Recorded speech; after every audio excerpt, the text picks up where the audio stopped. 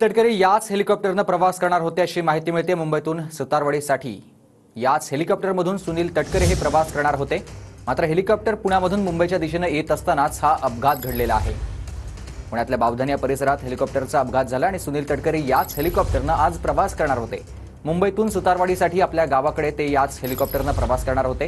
मात्र हेलिकॉप्टर पुण्यातून मुंबईच्या दिशेने येत असतानाच या हेलिकॉप्टरचा अपघात झालेला आहे आणि यामध्ये 3 जणांचा मृत्यू झाल्याची माहिती मिळते।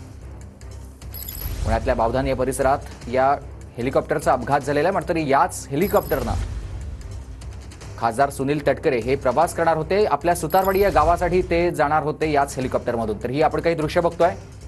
हेरिटेज एव्हिएशन कंपनीचं हेच ते हेलिकॉप्टर आहे ज्या हेलिकॉप्टरचा आज अपघात झालाय। तर दुसऱ्या बाजूला या हेलिकॉप्टरचा ज्या ठिकाणी अपघात झालाय त्या ठिकाणची ही दृश्य आहेत। अपघात झाल्यानंतर या हेलिकॉप्टरला मोठी आग लागलेली होती आणि त्यानंतर हे हेलिकॉप्टर पूर्णपणे जळून खाक झालेलं आहे। या दुर्घटनेमध्ये 3 जणांचा मृत्यू झाल्याची माहिती मिळते, ज्याच्यात 2 पायलट आणि एका इंजिनियरचा समावेश आहे।